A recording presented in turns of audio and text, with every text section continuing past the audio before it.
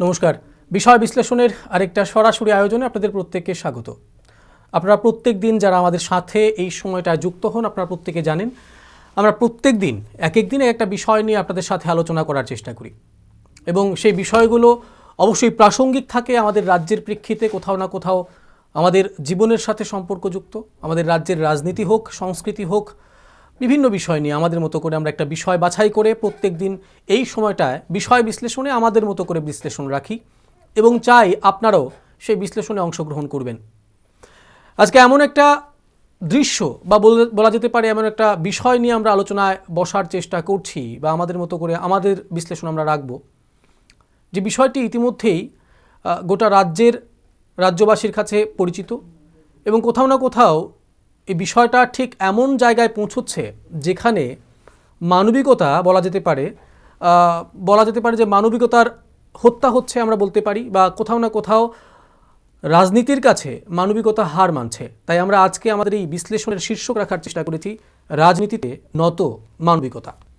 আজ একটি দৃশ্য গোটা রাজ্যের বিভিন্ন সংবাদ মাধ্যমে আপনারা হয়তোবা প্রত্যক্ষ করেছেন এবং তার পাশাপাশি সোশ্যাল মিডিয়ায় প্রত্যক্ষ করেছেন কিভাবে একজন স্বামী তিনি সংসারের বোঝা আর বইতে না পেরে আত্মহত্যার পথ বেছে নিয়েছেন এবং তার মৃত্যুর পর যখন আজকে রীতি অনুসারে তাকে চিতায় তোলা হয় শেষ কার্য সম্পন্ন করার জন্য, ঠিক সেই সময় স্ত্রী স্বামীর চিতায় গিয়ে শুয়ে পড়েছেন।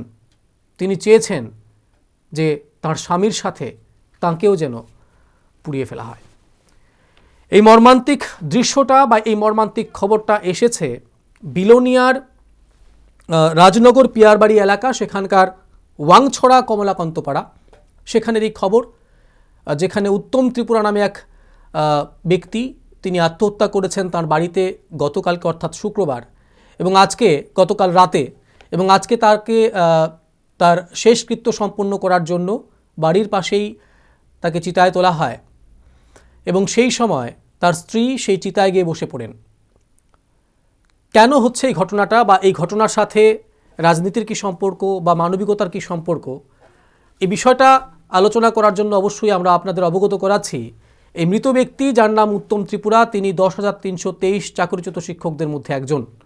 আমরা প্রত্যেকেই জানি এই শিক্ষকরা আজ দীর্ঘদিন যাবৎ প্রায় 27 দিন অতিক্রান্ত তাদের এই গণ অবস্থানের, যেখানে তারা রাজধানীর সিটি সেন্টারের সামনে এই শীতের মধ্যে তাদের পরিবার পরিজনদেরকে নিয়ে, শিশুদেরকে নিয়ে, কচি কাঁচা শিশুদেরকে নিয়ে তারা তাদের আন্দোলন করছেন, তারা তাদের দাবি তুলে ধরছেন সরকারের কাছে।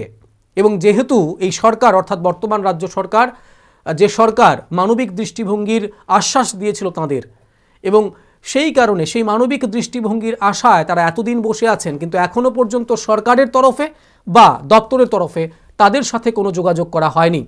যদিও সরকারের তরফে শিক্ষামন্ত্রী বিভিন্নবার বলেছেন যে এই আন্দোলনে সমগ্র অংশের 10,323 শিক্ষক শিক্ষিকারা যুক্ত নন, একটা সামান্য অংশ এখানে যুক্ত রয়েছেন, কিন্তু বারবার বিভিন্ন কর্মসূচির মধ্য দিয়ে এই আন্দোলনরত শিক্ষক শিক্ষিকারা জানান দিয়েছেন তারা ঠিক সংখ্যায় কতজন রয়েছেন।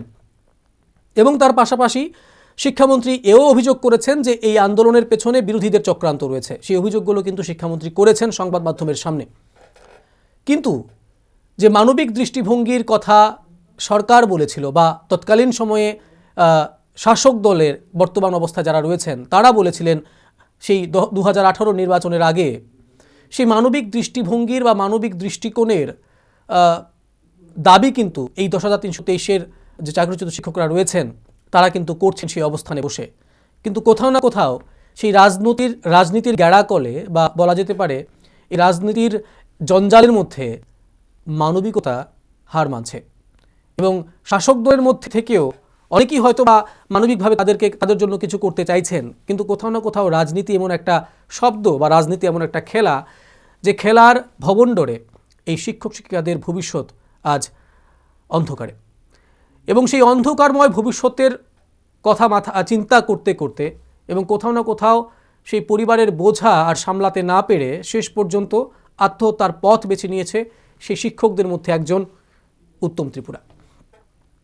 এই সংখ্যাটা দিন দিন বাড়ছে, আমরা জানি প্রতিনিয়ত এই 10,323 এই সংখ্যাটার সাথে যারা যুক্ত রয়েছেন চাকরিচ্যুত শিক্ষকরা, তারা বারবার তুলে ধরছেন কিভাবে কিছুদিন পর পর তাদের মধ্য থেকে তাদের এই সহযোদ্ধারা বা বলা যেতে পারে সেই শিক্ষক শিক্ষিকারা তাদের প্রাণ হারাচ্ছেন। কোনো কোনো ক্ষেত্রে হয়তো বার্ধক্যজনিত বিভিন্ন রোগ ব্যাধির কারণে তাদের মৃত্যু হচ্ছে, কিন্তু কিছু কিছু ক্ষেত্রে এমন কিছু বিষয় উঠে এসেছে যেগুলো সরাসরি তাদের এই চাকুরিচ্যুতির সাথে সম্পর্কযুক্ত। আমরা জানি হাইকোর্ট এবং পরবর্তী সময় সুপ্রিম কোর্টের রায়ে এই শিক্ষক শিক্ষিকাদের চাকুরি আজকে নেই এবং সেই কারণে তারা আজ দীর্ঘ 9 মাস যাবৎ তাদের কোনো প্রকার ইনকাম নেই বলা যেতে পারে।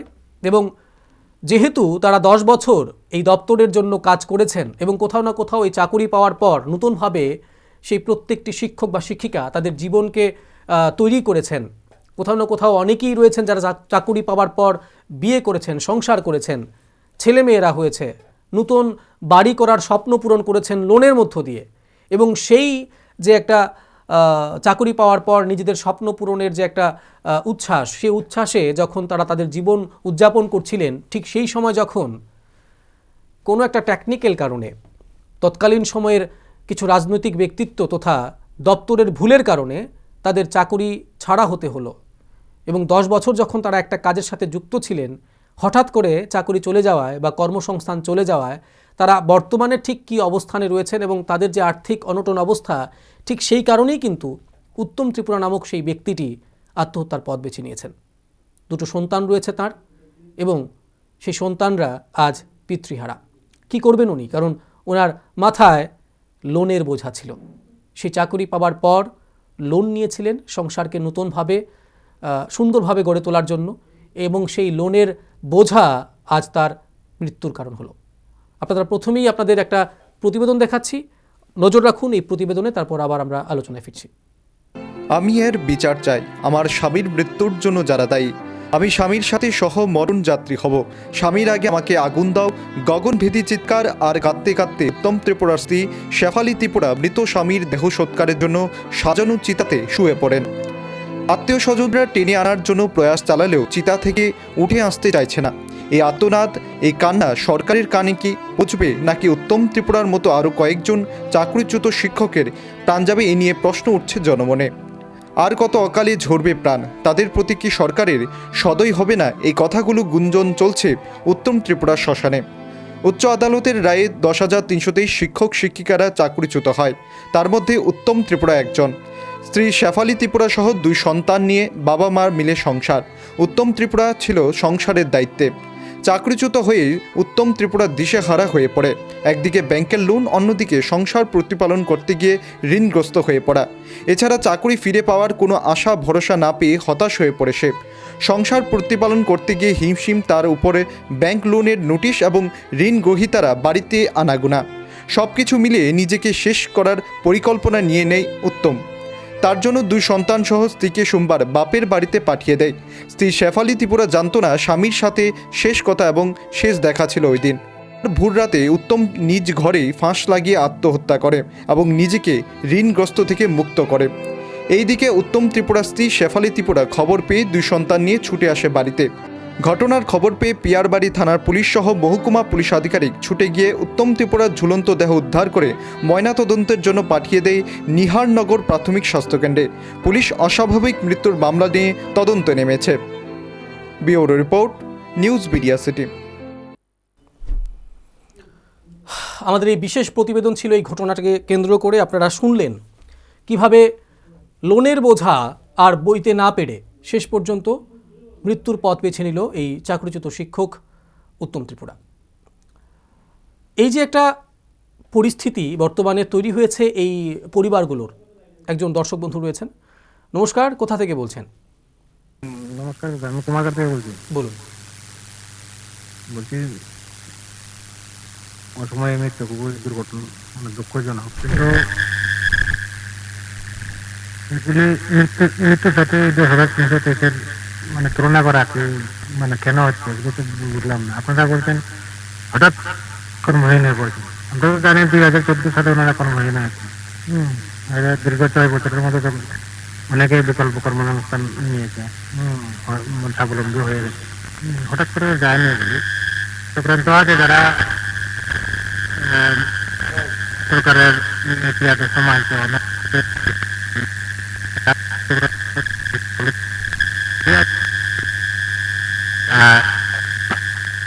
বলবো, গত লাস্ট মানে 1 ডিসেম্বর 1 জনকে নিযুক্তি পত্র দেওয়া হয়েছে শিক্ষার উপরে।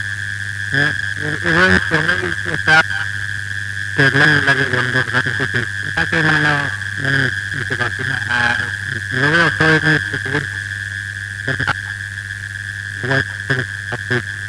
একটা কর্ম হারিয়ে গেল।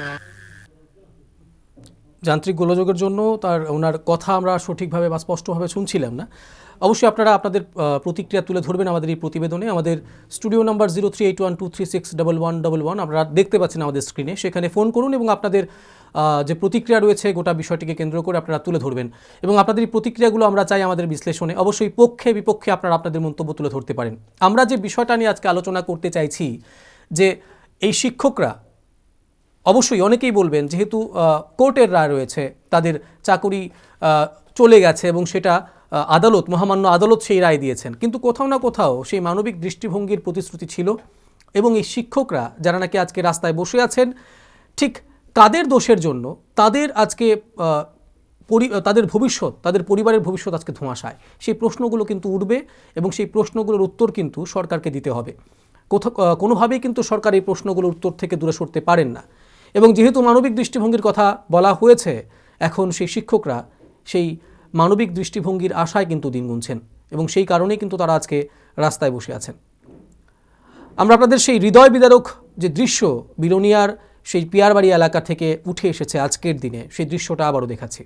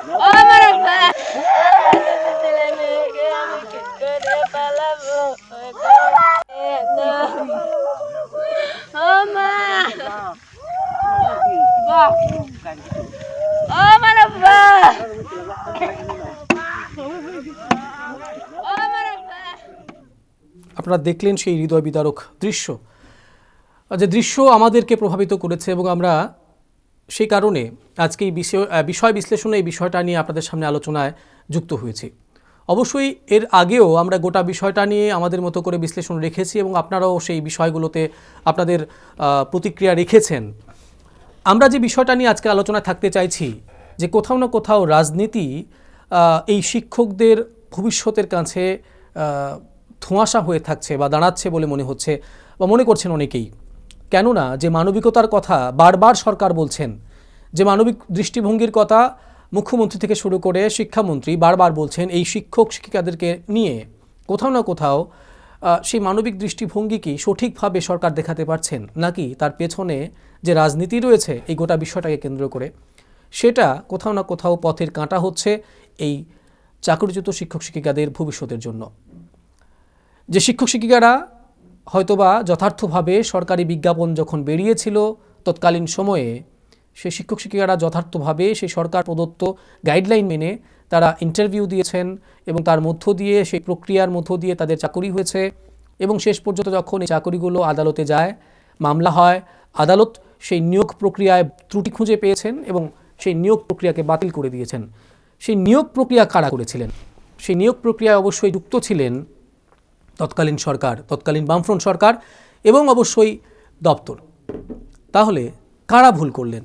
দপ্তর ভুল করলেন এবং সরকার ভুল করলেন, কিন্তু তার খেসারত কাদের পোহাতে হচ্ছে? এই পরিবারগুলোকে। এই বিষয়গুলো নিয়ে আলোচনা করা প্রয়োজন রয়েছে এবং এই বিষয়গুলোকে নিয়েই আমরা আজকে বিশ্লেষণে রাখার চেষ্টা করছি যে আদৌ কি এই চাকরিচ্যুত শিক্ষক শিক্ষিকারা মানবিক দৃষ্টিভঙ্গির যে দাবি তারা করছেন তাদের প্রতি কি সেই দৃষ্টিভঙ্গি দেখানো প্রয়োজন রয়েছে, নাকি যেহেতু আদালত সেই রায় দিয়ে দিয়েছেন, তাদের ভাগ্য নির্ধারণ করে দিয়েছেন, এখন সেই রায়কেই মাথায় তোলে তাদের পরবর্তী জীবন তাদের কাটানো প্রয়োজন? তাদের সেই গণ অবস্থানের ভিত্তি ঠিক কতটা শক্ত এবং আপনারা কি ভাবছেন গোটা বিষয়টাকে? অনেকেই আপনাদের প্রতিক্রিয়া তুলে ধরছেন এবং অবশ্যই আপনাদের এই প্রতিক্রিয়াগুলো আমরাও শুনতে চাই এবং আপনাদের এই প্রতিক্রিয়াগুলো আমাদের এই অনুষ্ঠানকেও সমৃদ্ধ করে, আমাদের বিশ্লেষণকে সমৃদ্ধ করে। অবশ্যই আপনারা পক্ষে বিপক্ষে আপনাদের মতামত তুলে ধরতে পারেন। কিন্তু আজকের যে একটা দৃশ্য আমাদের সামনে আজকে উঠে এসেছে, যেখানে একটি স্ত্রী তার স্বামীর চিতায় গিয়ে উঠেছেন সেই স্বামীর সাথে নিজের মৃত্যুবরণ করে নেওয়ার জন্য। আমরা জানি সেই বিষয়গুলো আমাদের জানা রয়েছে, কিভাবে সতীদাহ প্রথা এই দেশে চালু ছিল এবং কিভাবে সেই প্রথা থেকে আমরা এখন হয়তোবা মুক্ত। কিন্তু আজকের দিনে কেন সেই স্ত্রী তার স্বামীর চিতায় গিয়ে শুয়ে পড়লেন? কি সেই মানসিকতা ছিল বা তার মনে কি সেই বিষয়গুলো চলছিল যে কারণে আজকে তিনি সেই চিতায় গিয়ে শুয়ে আছেন? দুটি সন্তান রয়েছে উত্তম ত্রিপুরার, তাদেরকে ফেলে তিনি আত্মহত্যার পথ বেছে নিয়েছেন। আগামী দিনগুলো কিভাবে যাবে? একে তো ব্যাংকের লোনের বোঝা, তার উপর এই দুটো শিশুর ভবিষ্যৎ, সব কিছু বা সব এই অসুবিধাগুলো, এই বিষয়গুলো থেকে মুক্তি পাওয়ার জন্য সেই শিক্ষক বা চাকরিচ্যুত শিক্ষক উত্তম ত্রিপুরা তিনি তো তার পথ বেছে নিয়েছেন। এখন যিনি রয়েছেন স্ত্রী, তিনি কিভাবে তার দিন যাপন করবেন? সরকার কি আদৌ এই বিষয়গুলো নিয়ে ভাবছে বা সরকার কি আদৌ আগামী দিন এই বিষয়গুলো নিয়ে ভাববে?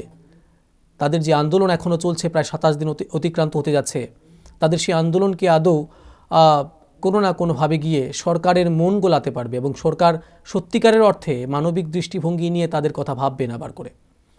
এই বিষয়গুলো নিয়ে আপনাদের কি মতামত আপনারা তুলে ধরুন এবং আমরাও আমাদের মতো করে আমাদের বিশ্লেষণ রাখছি। আমরা এবার শোনাবো আপনাদের এই ঘটনাকে নিয়ে, কেনই বা আজকে তিনি তার স্বামীর চিতায় গিয়ে শুয়ে পড়লেন, কি সেই দুঃখ বা কি সেই গ্লানি রয়েছে তার মনে, তিনি এখন কি চাইছেন। একবার শুনুন উত্তম ত্রিপুরার স্ত্রীর মুখে তাঁর বক্তব্য। আমি একটা বিচার চাই। সরকার তো একটা সময় সরকার তো চাকরি দিছিল, কোর্টের নির্দেশে চাকরি গেছে গিয়া, এরপর থেকে গিয়ে আপনার অভাব শুরু হয়।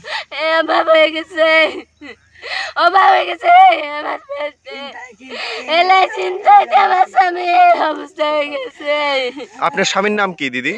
উত্তম ত্রিপুরা। কিসের চাকরি করতো?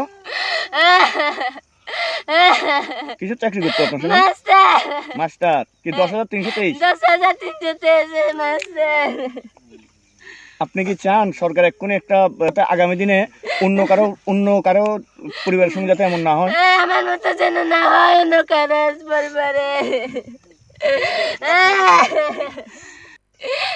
সেজার পর আরো টাকা নাই, পয়সা নাই, আমরা অশান্তিতে ছিলাম, আমরা লোন আসছিল, মানুষের কাছে টাকা দেনা ছিল, আমরা কি করে বাঁচবো?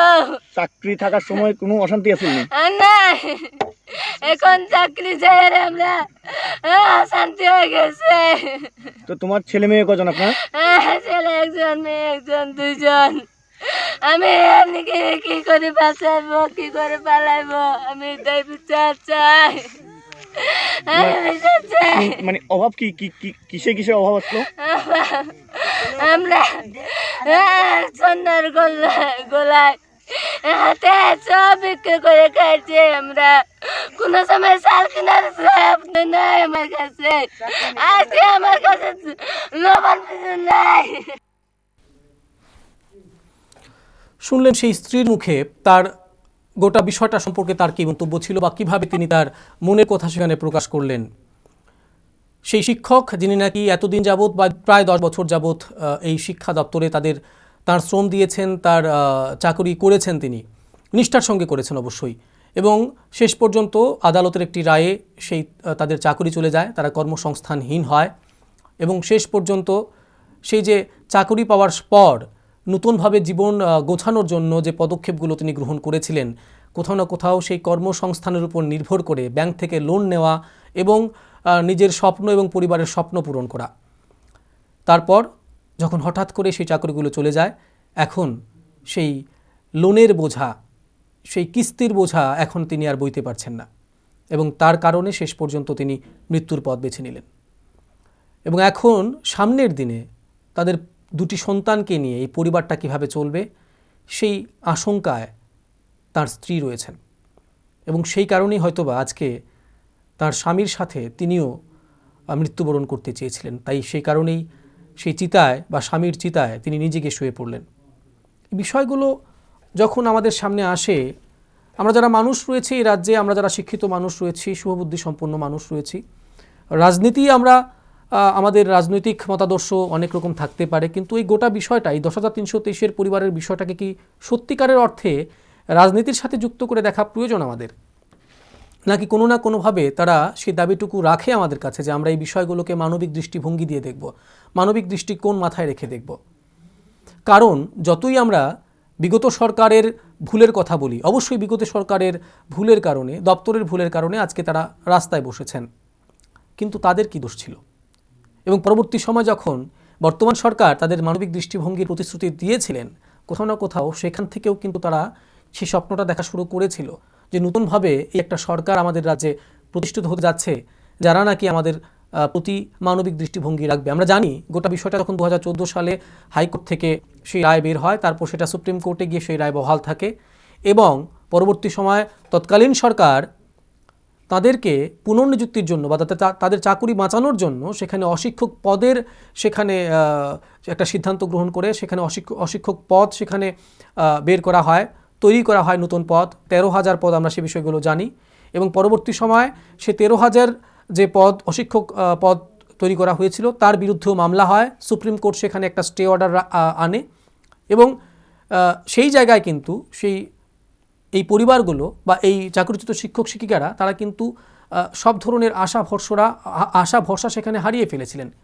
কিন্তু তখন বর্তমান যারা শাসক দল রয়েছেন তারা কিন্তু তাদেরকে প্রতিশ্রুতি দিয়েছিলেন, ভিশন ডকুমেন্ট করেছিলেন তারা, এবং সেখানে প্রতিশ্রুতি দিয়েছিলেন যে না, আমরা যদি সরকারে আসি আমরা বাঁচাবো, আপনাদের মানবিক দৃষ্টিভঙ্গি আমরা মাথায় রেখে আপনাদের জন্য অবশ্যই একটা স্থায়ী সমাধান আমরা করব। সেই প্রতিশ্রুতি কিন্তু তারা দিয়েছিলেন এই শিক্ষক শিক্ষিকাদের, এবং কোথাও না কোথাও নতুন করে তারা এই ভরসার ওপর, এই প্রতিশ্রুতির উপর ভরসা করে নতুনভাবে স্বপ্ন বোনা শুরু করলেন যে না, এখনও কোনো একটা পথ বাকি আছে। কারণ তৎকালীন সরকারের যে নিয়োগ প্রক্রিয়া তাকে বাতিল করেছে সেই বিগত আদালত, মহামান্য আদালত। পরবর্তী সময় সেখানে যে 13,000 অশিক্ষক পদ তৈরি করা হয়েছিল সেগুলোতে স্টে অর্ডার আসে, অর্থাৎ সেখানে কোনো প্রকার পথ কিন্তু খোলা ছিল না। শেষ পর্যন্ত তৎকালীন সময়ে বর্তমান শাসক দল যে প্রতিশ্রুতি দিয়েছিল সেই প্রতিশ্রুতিই কিন্তু তাদের ভরসার একমাত্র পথ ছিল, এবং সেখানে কিন্তু তারা নতুনভাবে তাদের স্বপ্ন বোনা শুরু করে এবং এই সরকার প্রতিষ্ঠিত হয়। তাদের চাকরির মেয়াদ প্রায় 2 বছরের মতো বৃদ্ধি করা হয় এবং সেখানে আবার নতুন করে তারা স্বপ্ন বোনা শুরু করে, কারণ সরকার ধনাত্মক পদক্ষেপগুলি গ্রহণ করছিলেন তখন। কিন্তু এখন যখন প্রায় 9 মাস অতিক্রান্ত, এখনও পর্যন্ত কোনো সুরাহা তাদের হয়নি এবং প্রায় 27 দিন চলছে তারা তাদের গণ অবস্থানে বসে আছেন। সরকার বা শিক্ষামন্ত্রী এখনও পর্যন্ত তাদের সাথে দেখা করেননি, দপ্তরের কোনো আধিকারিক তাদের সাথে দেখা করেননি এবং এখনও পর্যন্ত স্পষ্ট কোনো পথ সরকারের তরফ থেকে তাদের সামনে রাখা হয়নি এবং তারা কিন্তু এখনও আন্দোলনে যুক্ত আছেন। এবং একে একে প্রায় অধিকাংশ শিক্ষকরা এখন হয়তোবা কোনো ক্ষেত্রে বিভিন্ন মারণব্যাধি রোগে তারা আক্রান্ত হচ্ছেন, তাদের মৃত্যু হচ্ছে এবং কিছু ক্ষেত্রে উত্তম ত্রিপুরার মতো ব্যক্তিরা তারা তাদের পরিবারের কথা মাথায় চিন্তা করতে করতে শেষ পর্যন্ত এই মৃত্যুর পথ তারা বেছে নিচ্ছেন। আপনারা আপনাদের মন্তব্য করছেন, আমাদের ফেসবুক লাইভ চলছে, সেখানে আপনারা কমেন্ট করে আপনাদের মন্তব্য জানান প্রত্যেক দিন। অমল শুক্ল দাস তিনি বলছেন 10,323-এর 50% লোক দারিদ্র্য সীমার নিচে। ওই সকল শিক্ষক শিক্ষিকারা আস্তে আস্তে মানসিক ভারসাম্যহীন হয়ে পড়ছে। এই বিষয়গুলো হচ্ছে, সকলেই তো আর আমরা বলতে পারি যে এই শিক্ষক শিক্ষিকারা তাদের একমাত্র কর্মসংস্থানের পথ ছিল সেই চাকুরি, এবং এখন যখন সেই চাকুরি চলে গেছে তাদের কর্মসংস্থানের পথ কী হতে পারে? 40 ঊর্ধ্ব, 45 ঊর্ধ্ব, 50 ঊর্ধ্ব ব্যক্তিরা যখন জীবনের এই সময়ে তারা যখন জীবনকে গুছিয়ে নেওয়ার সময় তাদের, তখন তাদেরকে নতুনভাবে কর্মসংস্থানের সন্ধানে বেরিয়ে পড়া বা সন্ধান করা কতটা কঠিন হতে পারে, সেই বিষয়গুলো নিয়েও কিন্তু সরকারকে ভাবা প্রয়োজন রয়েছে। আমরা যোগাযোগ করার চেষ্টা করব। আজকে যে শিক্ষকটির মৃত্যু হয়েছে উত্তম ত্রিপুরা নামে, তার পরিবারের সাথে আমরা যোগাযোগ করার চেষ্টা করব। আমরা আমাদের সোর্সের মাধ্যমে, আমাদের প্রতিনিধির মাধ্যমে সেই পরিবারের ফোন নাম্বার সংগ্রহ করেছি। আমরা আবার ওনার সাথে যোগাযোগ করার চেষ্টা করব এবং জানার চেষ্টা করব ঠিক বর্তমান পরিস্থিতি কী রয়েছে বাড়ির, এবং ঠিক কী ধরনের পরিস্থিতি ছিল যে কারণে তিনি আজকে এই পথটা বেছে নিতে বাধ্য হয়েছেন। তার আগে আপনাদের শোনাচ্ছি মৃত উত্তম ত্রিপুরার পিতা গোটা বিষয়টি নিয়ে কি বললেন। আজকে আমার পোলা যে আমি তো বাড়ি দূরে আসিল, হ্যাঁ চাকরি আসিল, কি নাম আগে উত্তম ত্রিপুরা।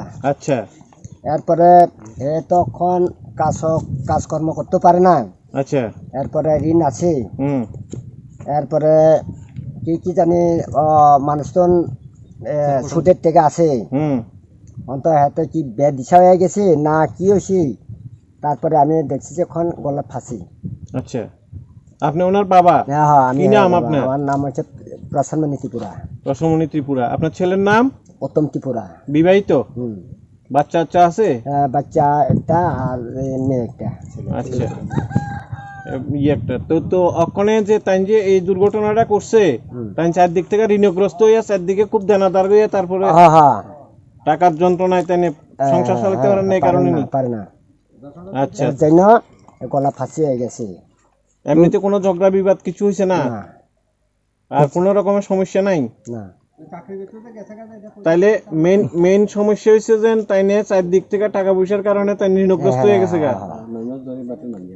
9 মাস তো বেতন, আপনারাও তো জানেন সবাই, 9 মাস বেতন পাই না, চাকরি শেষ হয়ে গেছে। এরপরে হাতে বিভিন্ন রকম চিন্তা করি, টাকা দিতে পারছে না, এটা হয়েছে না, লেনদেন ব্যাপার, এখন গলার ফাঁসি হয়ে গেছে মনে হয়।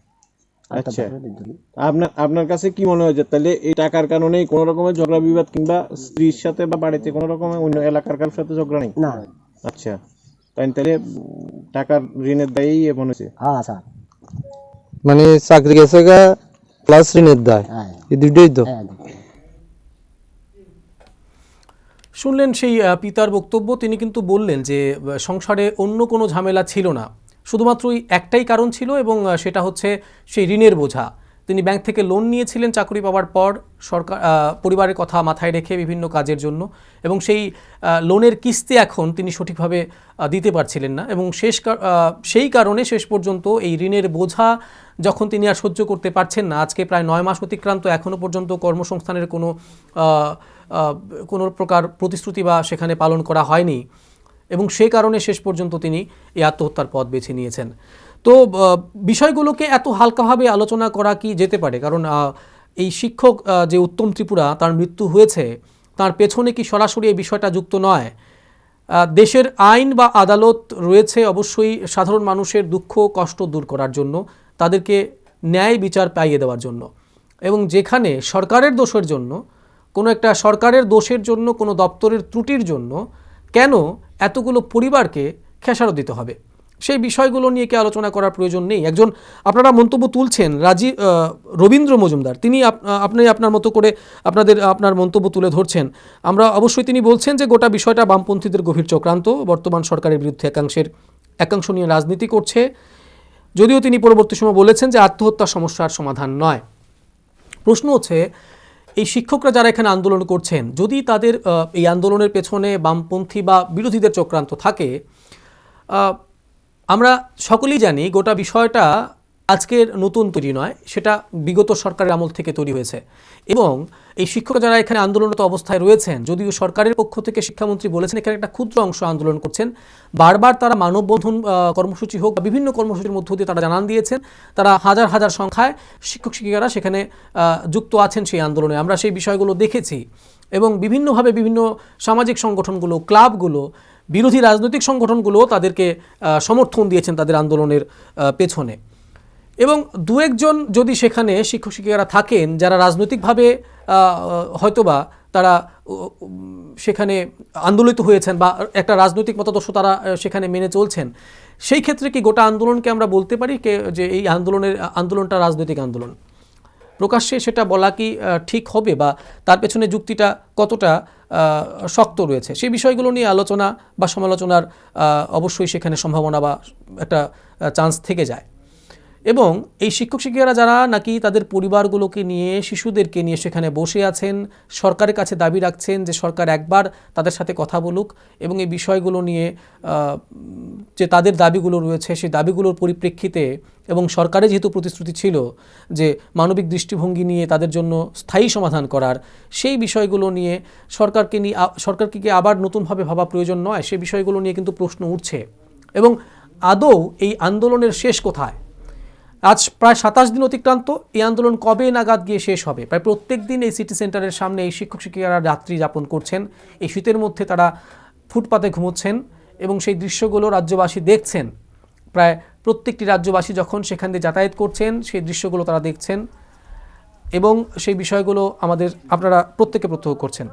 আমাদের সাথে যুক্ত হয়েছেন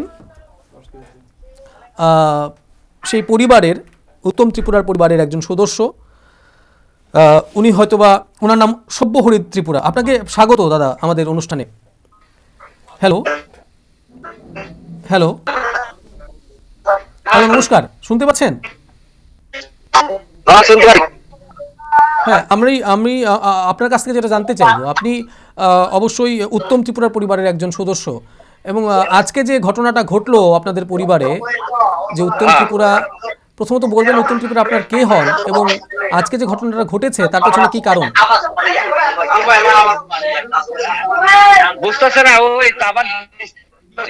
হ্যালো, হ্যাঁ শুনতে পাচ্ছেন আপনি? হ্যালো হ্যালো হ্যাঁ শুনতে পাচ্ছেন? হ্যালো হ্যালো, হ্যাঁ, আমি বলছিলাম এখন বর্তমানে আপনাদের বাড়িতে রয়েছেন আপনি এবং আপনাদের পরিবারে বর্তমানে কি পরিস্থিতি রয়েছে? আপনার বোন, যিনি নাকি উত্তম ত্রিপুরার স্ত্রী, তিনি এখন কি অবস্থায় আছেন এবং আজকের এই ঘটনাটা কেন ঘটলো? কেন তিনি উত্তম ত্রিপুরার চিতায় গিয়ে নিজে শুয়ে পড়লেন? উত্তম ত্রিপুরা ছিল 10,313 জনের একজন শিক্ষক। কেন তিনি আত্মহত্যার পথ বেছে নিলেন? পুরা লেনদেন হয়েছে এবং তার লেনদেন বন্ধন লেগেছে, আর গড় বানানোর যে খরচ গেছে সব বাইরে থেকে টাকা নেওয়া হয়েছে, লোকাল থেকে। এটা কি চাকরি পাওয়ার পর তিনি নিয়েছিলেন লোনগুলো? চাকরি পাওয়ার পরে, হ্যাঁ, লোনগুলো দেবার কোনো সমর্থক নাই। এর জন্য 6 মাস ধরে বেতন না পাওয়ার কারণে এখন আর কোনো উপায় ছিল না, তার জন্য বেছে নিল আত্মহত্যা করানোর জন্য। আপনার বোনের বর উত্তম ত্রিপুরা, আপনার বোন এখন কেমন আছেন সেটা বলবেন? বোন তো এখন বেহাল অবস্থা এখন পড়ে রয়েছে। আমরা ঠিক জানতে চাইবো যে আসলে কি পরিবারে কোনো সমস্যা ছিল নাকি শুধুমাত্র এই লোনের কারণে তার এই পথ তিনি বেছে নিয়েছেন? যেহেতু লোনের কারণে এর আগেও 1-2 বার এরকম হচ্ছিল। তখন যখন চাকরি বরখাস্ত হলো, এ থেকে মদখানা আরম্ভ করলো। আচ্ছা, পরিবারে বিভিন্ন ধরনের অশান্তি করতো। তো এখন লোনের টাকা না দিতে না পারায় এখন বেছে নিয়েছে লাস্টে আত্মহত্যা করানোর জন্য। তাদের উত্তম ত্রিপুরা মানে ওনার যারা সহকর্মীরা রয়েছেন তারা কিন্তু এখন আন্দোলন করছেন আগরতলায়। তিনি কি সেই আন্দোলনে যুক্ত হয়েছিলেন গণ অবস্থানে? হ্যাঁ, দুবার যুক্ত হয়েছিল। তিনি গিয়েছিলেন সেখানে। হ্যাঁ হ্যাঁ। এখন আপনারা যেহেতু আপনার এই ঘটনাগুলো আমরা দেখেছি, যেভাবে আপনার বোন উত্তম ত্রিপুরার স্ত্রী তিনি সেই চিতায় গিয়ে শুয়ে পড়লেন এবং এখন তার দুটো সন্তান রয়েছে, আপনারা কি চাইবেন সরকারের কাছে? সরকারের কাছে আমার আবেদন, তাদেরকে সুযোগ সুবিধা করে দিলে সন্তুষ্ট। এখানে অনেকগুলো বিষয় দাদা আপনার সাথে আমরা কথা বলতে চাইছি। অনেকগুলো বিষয় উঠছে, যেহেতু আদালতের রায় ছিল, আদালতের রায় তাদের চাকরি চলে গেছে। এখন সরকারের কাছে দাবিগুলো যখন উঠছে অনেকেই প্রশ্ন করছেন কতটা যুক্তি রয়েছে তার পেছনে। আপনি কি মনে করছেন যে সরকারের আদৌ কি তাদের প্রতি মানবিক দৃষ্টিভঙ্গি রেখে একটা পথ বাছাই করার প্রয়োজন রয়েছে? হ্যাঁ, এটাই মনে করি। তাদের চাকরি ফিরিয়ে দিলে সবচাইতে ভালো হয় আর কি। আপনি এখনো কোথায় রয়েছেন? আপনার বোনের বাড়িতে রয়েছেন? হ্যাঁ, বোনের বাড়িতে অনেক লোকজন রয়েছে এখন। পরিবারে কতজন রয়েছে উত্তম ত্রিপুরার? হ্যাঁ, তার পরিবারে কতজন রয়েছে? উত্তম ত্রিপুরার পরিবারে কে কে রয়েছেন? উত্তম ত্রিপুরার পরিবারে এখন তার স্ত্রী আর এই যে ছেলে একজন, মেয়ে একজন। তারা তাদের বয়স কত যদি আপনি বলেন? উত্তম ত্রিপুরার যে দুই সন্তান তাদের বয়স কত, কোন ক্লাসে পড়ছে তারা? বড় ছেলে ক্লাস 2-তে, বয়স হবে 8 বছর, আর মেয়ে হবে 5 বছর। তাদের এখন মানে পরিবারের ইনকামের কি পথ রয়েছে? বা আপনার ইনকামের পর কোনো কিছু পথ নাই, তাদের কোনো উপায় নেই। এই দুটো বাচ্চাকে লালন পালন করার জন্য কোনো উপায় খুঁজে পাচ্ছে না। এর জন্যই উত্তম ত্রিপুরা আত্মহত্যা করার বেছে নিয়েছে। এখন উত্তম বাবু তো তার পথ তিনি বেছে নিয়েছেন, তিনি আজকে নেই আমাদের সাথে। এখন আপনার বোন বা আপনার বোনের যে পরিবার, দুটো সন্তান রয়েছে, তাদের ভবিষ্যৎ কিভাবে দেখছেন আপনারা? কিভাবে তাদের জীবন চলবে এখন? এটাই আমরা সরকারের কাছে আবেদন রাখছি, তাদেরকে সুযোগ সুবিধা দিলে তাদের সংসার ভালো চলতে পারে, এইভাবে রক্ষা হবে। ধন্যবাদ আপনাকে, আপনি সময় দিয়েছেন আমাদের এবং আপনি আপনার বক্তব্য তুলে ধরলেন। অসংখ্য ধন্যবাদ আপনাকে। আপনারা শুনছিলেন এতক্ষণ উত্তম ত্রিপুরার যে স্ত্রী, তার স্ত্রীর ভাই ইনি, সব্যহরি ত্রিপুরা ওনার নাম। তিনি তার বক্তব্য বা মন্তব্য তুলে ধরলেন আমাদের এই অনুষ্ঠানে। আমরা সরাসরি কথা বলার চেষ্টা করেছিলাম উত্তম ত্রিপুরার স্ত্রীর সাথে, কিন্তু শারীরিকভাবে তিনি অসুস্থ, তিনি অজ্ঞান হয়ে আছেন বর্তমান সময়ে, আমাদের কাছে যতটুকু খবর রয়েছে, এবং সেই কারণে তার সাথে আমরা কথা বলতে পারিনি। এবং এই সময়টা তার সাথে কথা বলাটা কতটা ঠিক হবে সেটাও একটা প্রশ্ন। শেষ পর্যন্ত আমরা কথা বলার চেষ্টা করেছি তার ভাইয়ের সাথে, সব্যহরি ত্রিপুরা। তিনি যেটা বললেন বা তার কথা থেকে যেটা বেরিয়ে আসলো, চাকরি পাবার পর থেকেই তিনি একটা মানসিক ভারসাম্যহীনতায় ভুগছিলেন এবং কোথাও না কোথাও সেখানে সংসারে অশান্তি শুরু হয় এবং শেষ পর্যন্ত যখন এই ঋণের বোঝাগুলো মাথায় ছিল এবং সেই ঋণের টাকা এখন তিনি শোধ করতে পারছিলেন না এবং চাপ আসছিল বিভিন্ন দিক থেকে এই ঋণের টাকার জন্য, শেষ পর্যন্ত কোনো উপায় না দেখে তিনি আত্মহত্যা করলেন। এখন তাদের পরিবারের যে অবস্থা, পরিবারগুলো ঠিক কিভাবে, তার ভবিষ্যৎ কিভাবে চলবে, সেখানে কিন্তু একটা ধোঁয়াশা, এবং সেই কারণে তিনি সরকারের কাছে আবেদন রাখলেন। সরকারের কাছে আবেদন নিবেদন প্রত্যেকটা শিক্ষক এখন রাখছেন। এখন প্রত্যেকটা শিক্ষক বা চাকরিচ্যুত যারা রয়েছেন, যদিও সংখ্যাটা এখন 10,323 নেই, প্রায় 70-এর উপরের মৃত্যু হয়েছে ইতিমধ্যেই এবং অনেকেই অন্যান্য কর্মসংস্থান বেছে নিয়েছেন, এবং এখন যে সংখ্যাটা প্রায় 8,000-এর উপর বা 9,000-এর কাছাকাছি, তারা এখন তাদের ভবিষ্যতের জন্য, তাদের পরিবারের জন্য রাস্তায় বসে লড়াই করছেন, আন্দোলন করছেন। এখন এই আন্দোলনের পেছনে অনেকেই রাজনৈতিক সুরসুরি দেখছেন, অনেকেই রাজনৈতিক চক্রান্ত দেখছেন, কিন্তু আদৌ কি এই বিষয়গুলোকে এত সহজে উপেক্ষা করা ঠিক হবে? আদৌ কি আমরা যারা রাজ্যবাসী রয়েছি, অনেকাংশের রাজ্যবাসী এখানে তাদের আন্দোলনকে সমর্থনও করছেন, অনেকেই ব্যক্তিগত উদ্যোগে এই আন্দোলনে গিয়ে তাদের সাহায্যর হাত বাড়িয়ে দিচ্ছেন। অনেক সামাজিক সংস্থা, ক্লাবগুলো রয়েছে, রাজনৈতিক সংগঠন রয়েছে, তারাও তাদের সমর্থন জানিয়েছেন এই আন্দোলনের পেছনে। কিন্তু সরকার সেখানে বলছেন, সরকার যে পথ বেছে নিয়েছেন তাদের জন্য, যে চাকুরিতে তাদের এজ রিল্যাক্সেশনের যে বিষয়টা, সেই ছাড়টুকু সরকার ব্যবস্থা করেছেন আইনের পথে থেকে, সরকারের তরফ থেকে যেটা বলা হচ্ছে, সেই পথেই হেঁটে তারা তাদের ভবিষ্যৎকে তৈরি করবেন এবং সেটাই সরকারের করণীয় ছিল এবং সেটাই সরকার করেছে। এর থেকে বেশি মানবিক কোনো পদক্ষেপ সরকারের পক্ষে নেওয়া সম্ভব নয়। এখনও পর্যন্ত সরকারের যেটা দৃষ্টিকোণ, সেটা যদি আমরা আলোচনা করি, এভাবেই আমরা বলতে পারি যে সরকার বলছে মানবিক দৃষ্টিভঙ্গি মাথায় রেখেই তারা এজ রিল্যাক্সেশনের বিষয়টা তাদের জন্য দিয়েছেন। এর থেকে বেশি এখন পর্যন্ত সরকার তরফ থেকে বলা হয়নি কোনো কিছু করা যে সম্ভব কিনা। কিন্তু তারা যেটা বলছেন যে আদৌ কি এর মধ্য দিয়ে সঠিক সমাধান করা সম্ভব, আদৌ কি এর মধ্য দিয়ে এই সমগ্র যে শিক্ষকরা রয়েছেন, সকলেই রয়েছেন, তাদের ভবিষ্যৎ নির্ধারণ করা সম্ভব। কোথাও না কোথাও সরকারকে কি অন্য পথে হাঁটা উচিত বা অন্যভাবে তাদের জন্য কোনো একটা স্থায়ী সমাধান খুঁজে বের করা উচিত।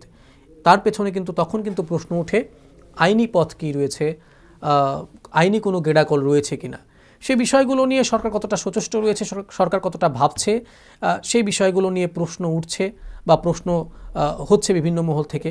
সরকারের তরফ থেকেও ক্লিয়ারিফিকেশন দেওয়া হচ্ছে।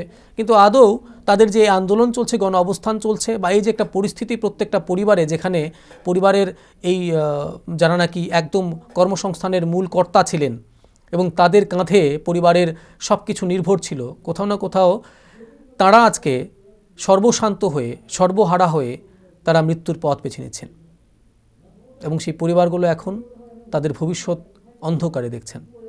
সরকারকে কতটা মানবিক হওয়া প্রয়োজন, সেখানেই কিন্তু প্রশ্ন উঠছে। আর আমরা বলছি, হয়তোবা এই রাজনীতির গেড়াকলে মানবিকতা ধীরে ধীরে নত হচ্ছে, হার স্বীকার করছে এবং সেই কারণেই একাংশ রাজ্যবাসী আমরা হয়তোবা এই বিষয়গুলোর পেছনে রাজনীতি খোঁজার চেষ্টা করছি।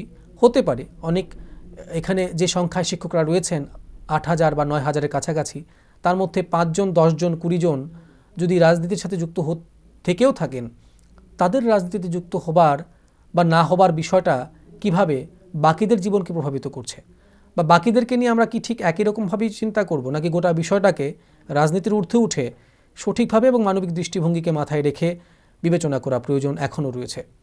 এখন দেখার বিষয় আন্দোলনের শেষ কোথায় হয়, কোথায় গিয়ে কতদিন পর্যন্ত তারা তাদের এই আন্দোলনকে জারি রাখতে সম্ভব হন এবং কবে নাগাদ তাদের এই আন্দোলন শেষ হয় এবং কিভাবে শেষ হয়, সরকারের মানবিক দৃষ্টিভঙ্গির মধ্য দিয়ে নাকি শেষ পর্যন্ত সরকারের এই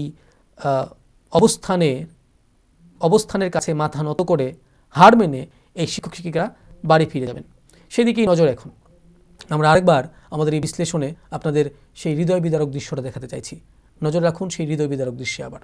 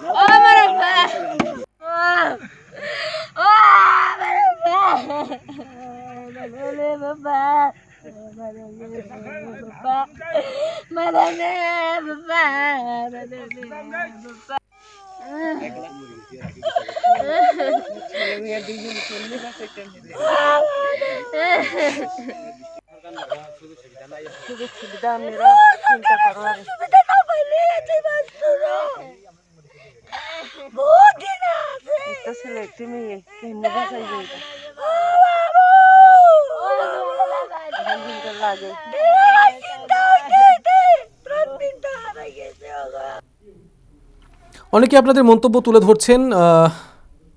দুলাল আহমেদ তিনি বলছেন, রাজ্য এক অমানবিক সরকার নিজের দল নিয়ে চলতে পারছে না, রাজ্যবাসী কি দেখবেন? হৃদয়হীন সরকার, সরকারকে হৃদয়হীন বলছেন তিনি। রবীন্দ্র মজুমদার তিনি বলছেন আগেও এককালীন 35,000 টাকা দেওয়া হয়েছিল, এখনও আরও কিছু দিয়েই ঝামেলা সমাপ্ত হোক। টাকার মধ্য দিয়ে সমস্যার সমাধান করা কি সম্ভব? সেটা কি স্থায়ী সমাধান হতে পারে? তিনি আবার লিখছেন রবীন্দ্র মজুমদার, তিনি তার মন্তব্য তুলে ধরছেন। ধন্যবাদ আপনাকে, আপনি আপনার প্রতিক্রিয়া আমাদের এই বিশ্লেষণে তুলে ধরছেন। অনেকবার আপনি আপনার মতো করে আলোচনা রেখেছেন, আপনি সরকারের পক্ষে হয়ে বলছেন। এবং তিনি যেটা বললেন যে বর্তমান সরকার বারবার বলে যাচ্ছেন যে আপনারা ইন্টারভিউ দিন এবং আমরা চেষ্টা করছি এবং বেআইনিভাবে সরকারি চাকরি দেওয়া সম্ভব নয়, কারণ আবার মামলা হবে এবং চাকরিও চলে যাবে। ওরা কি শুনছে? এই অস্বাভাবিক মৃত্যুর পলিসি তদন্ত না করেই অনেক থিওরি তৈরি করা কি ঠিক? আর ওরা হঠাৎ চাকরিচ্যুত হয়নি। 2014 সালে ত্রিপুরা উচ্চ আদালতের রায়েই ওরা চাকরিচ্যুত হয়েছিল। জনস্বার্থে আপনারাও একটু সার্বিক ও বিস্তারিত প্রচারে আনবেন। ধন্যবাদ আপনাকে, অসংখ্য ধন্যবাদ, আপনি আপনার মন্তব্যগুলো তুলে ধরলেন। সরকার বলছে চাকরিতে ইন্টারভিউর মাধ্যমে চাকরি নেওয়ার জন্য। অবশ্যই এই বিষয়গুলো নিয়ে আলোচনা হয়েছে এবং তর্ক বিতর্ক চলছে। ইন্টারভিউ দেওয়া এবং স্থায়ী সমাধান খুঁজে বের করা, স্থায়ী সমাধান, মানবিক দৃষ্টিভঙ্গি, তার সাথে এই পথ যেটা রাজ্য সরকার এখন বেছে নিয়েছেন তার সাথে কতটা সঙ্গতি রয়েছে সেখানে কিন্তু প্রশ্ন উঠতে পারে। কারণ এই শিক্ষক শিক্ষিকারা কিন্তু ইন্টারভিউ দিয়েই চাকরি পেয়েছিলেন। এখন সেই নিয়োগ প্রক্রিয়া যদি ভুল হয়ে থাকে, সেই ভুল কারা করেছিল, তাদের কি শাস্তি হয়েছে, তার খেসারত তাদেরকে পোহাতে হচ্ছে। 1 নম্বর পয়েন্ট। 2 নম্বর পয়েন্ট হচ্ছে, যেহেতু বলছেন যে ইন্টারভিউর মাধ্যমে চাকরি গ্রহণ করা, তার মাধ্যমে কি সকলের সমাধান করা সম্ভব? আমাদের এই বিশ্লেষণে আমরা তুলে ধরেছিলাম, যেখানে রাজ্যের শিক্ষামন্ত্রী তিনি বলেছেন যে যারাই নাকি প্রত্যেককে ইন্টারভিউ দেওয়ার কথা তিনি বলেছেন, এবং তিনি বলেছেন যে সংখ্যাটা রয়েছে এখন প্রায় 9,000-এর কাছাকাছি, প্রত্যেকে যদিও তিনি বলেছেন যে ইন্টারভিউর মাধ্যমে চাকরি পাবেন না, কিন্তু কিছু সংখ্যক তো পাবেন। এবং বাকিদের জন্য সরকারের অন্য দৃষ্টিভঙ্গি রয়েছে, তাদের জন্য সরকার ভাববে। প্রশ্ন হচ্ছে, যদি বাকিদের জন্য ভাবতে পারেন, যদি আমরা ধরে নেই যে 2,000 মানুষ চাকরি পেয়েছেন, 7,000 চাকরি পাননি, সামগ্রিকভাবেই 9,000-এর জন্য কেন সেই পথ বেছে নেওয়া সম্ভব নয়? সেখানেও কিন্তু প্রশ্ন ওঠে। এবং পাশাপাশি এখন যারা 50 ঊর্ধ্ব চাকরিচ্যুত শিক্ষকরা রয়েছেন, তাদেরকে 25-27 বছরের যুবকদের সাথে প্রতিযোগিতায় পাঠিয়ে দিয়ে সেখানে তাদের কাছ থেকে জয়লাভের আশা রাখা, সেটা কতটা সঙ্গতিপূর্ণ হয়, সেখানেও কিন্তু প্রশ্ন থাকে। আমরা বলছি না সরকার কিছু করছে না, সরকার অবশ্যই করছেন। সরকার এসে তাদের 17 মাসের চাকরি বৃদ্ধি করেছেন এবং সরকারের যে মানবিক প্রতিশ্রুতি, সেই মানবিক প্রতিশ্রুতির উপর ভরসা রেখেই কিন্তু এই চাকরিচ্যুত শিক্ষকরা এখনও আন্দোলনে রয়েছেন। তারা কোথাও না কোথাও সেখানে ভাবছেন হয়তোবা যে এই সরকার মানবিক দৃষ্টিভঙ্গি রাখবে। আর আমরা বলতে চাইছি যে এই বিষয়টা থেকে এখন যেহেতু রাজনীতি ঢুকে গেছে, কোথাও না কোথাও সেই কারণে কি তাদের আজকের এই অবস্থান। হয়তোবা এই সরকার যদি রাজনীতির উঠে আলোচনা করার বা ভাবার চেষ্টা করে, সেখানে কোনো পথ বের করা সম্ভব তাদের স্থায়ী সমাধানের। যাই হোক, আপনারা আপনাদের মতো করে আলোচনা তুলছেন। রাজ্যে একাংশ রাজ্যবাসী এই আন্দোলনের পক্ষে বা এই শিক্ষক শিক্ষিকাদের সমর্থনে এগিয়ে এসেছেন। অনেকরাই আমরা দেখতে পেয়েছি, অনেকেই আছেন যারা নাকি এই বিষয়গুলোর পেছনে রাজনৈতিক ধোঁয়াশা দেখছেন। কিন্তু সর্বোপরি এই পরিবারগুলো আজকে ভালো অবস্থানে নেই, সেটা বাস্তব, এবং তারা তাদের ভবিষ্যতের জন্য লড়াই করছেন এবং কোথাও না কোথাও তাদের স্থায়ী সমাধান খুঁজে বের করা এখন সরকারের কর্তব্য। সরকার কতটা মানবিক দৃষ্টিভঙ্গি মাথায় রাখেন, নাকি রাজনীতির গ্যারাকলে সেই মানবিকতা কোথাও না কোথাও নত হবে, সে বিষয়গুলো এখন আমাদের দেখার বাকি। এবং এখন দেখার বাকি এই আন্দোলন বা গণ অবস্থান ঠিক কতদিন জারি থাকে, কতদিন পর্যন্ত তারা সম্ভব হয় এই আন্দোলনকে জারি রাখতে, এবং কবে নাগাদ তারা সম্ভব হয় সরকারের মন গোলাতে, নাকি সরকারের অবস্থান ঠিক একই জায়গায় থাকবে, তাদেরকে উঠে যেতে হবে। আজকের বিশ্লেষণ আমরা এখানেই শেষ করছি। অন্যদিন আরেকটা বিষয় নিয়ে আপনাদের সামনে থাকবো। ততক্ষণ পর্যন্ত অবশ্যই নিউজ মিডিয়া সিটিতে নজর রাখবেন এবং সুস্থ থাকবেন, ভালো থাকবেন। নমস্কার।